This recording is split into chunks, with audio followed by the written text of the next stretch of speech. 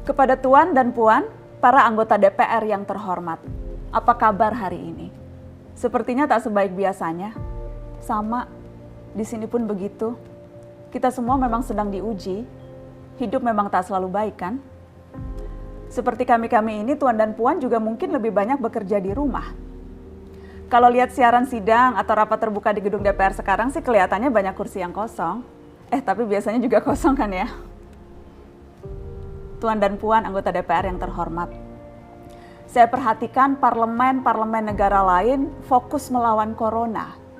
Tapi rasa-rasanya isu-isu yang keluar dari Senayan belakangan kok kebanyakan tidak terkait corona ya?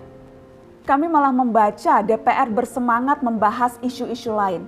Contohnya, rancangan Undang-Undang Cipta Kerja yang banyak ditolak karena dinilai mementingkan kepentingan investor di atas kebutuhan pekerja. Presiden Jokowi pekan lalu sempat menyatakan pemerintah dan DPR menunda pembahasan salah satu klaster di rancangan undang-undang itu, klaster ketenagakerjaan. Ini untuk memberi kesempatan mendalami substansi dan mendapat masukan dari banyak pihak.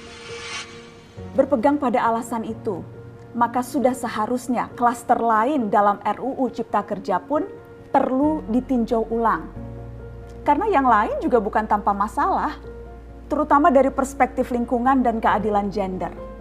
Tidak cukup hanya menunda pembahasan satu klaster saja.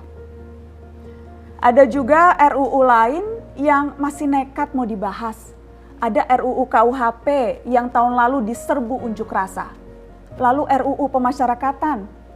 Ada koruptor yang sudah ngebet pengen bebas kah? Apa kabar Pak Yasona? Terus terang saja, membahas undang-undang yang menyangkut hajat hidup orang banyak di masa seperti sekarang ini terlalu mengundang curiga. Gara-gara pandemi yang pada jatuh cinta saja berani menunda nikah loh. Ini kok DPR buru-buru banget kayak lagi kejar setoran? Tidak ada undang-undang yang tidak penting, semua penting. Justru karena undang-undang itu penting, aneh jika pembahasannya diseriusi di waktu seperti sekarang. Saat dimana perhatian dan konsentrasi kita sedang terkuras bertahan hidup di tengah wabah. Produk hukumnya pun berpotensi cacat bila tidak memenuhi ketentuan dan rasanya belum ada aturan pembahasan RUU secara virtual.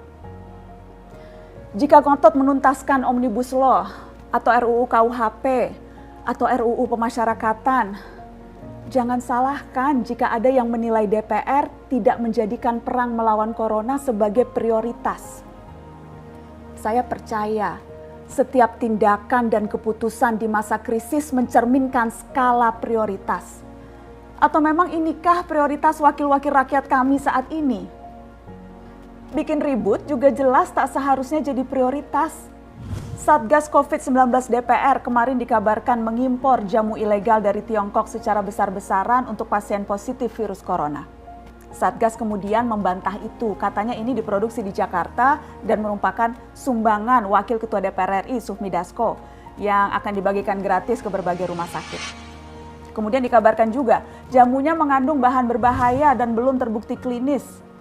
Satgas lagi-lagi membantah, katanya sedang proses mendapatkan izin edar di Badan Pengawasan Obat dan Makanan. Sedang itu berarti belum kan ya? Tuan dan Puan yang terhormat, niat baik pun perlu proses yang baik. Proses yang semrawut hanya akan disusul polemik. Sementara sekarang kita sedang banyak-banyaknya menaruh harapan kepada negara. Tindak tanduk DPR salah benarnya akan selalu dilihat. Makanya sempat ramai juga warganet mengkritik Satgas COVID-19 DPR RI yang berfoto mengenakan APD saat hendak berkunjung ke rumah sakit darurat Wisma Atlet menyerahkan sumbangan DPR. Ini dinilai melukai hati masyarakat. Tenaga medis kita saja bertaruh nyawa benar karena kekurangan APD. Tidak ada yang meragukan jumlah sumbangan DPR. Kami yakin pasti banyak, namanya juga DPR, beli ribuan rapid test saja mampu, ngeborong jamu apalagi. Tapi ini soal rasa dan empati.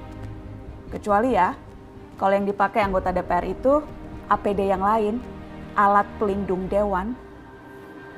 Salam hormat dari kami yang kalian wakili.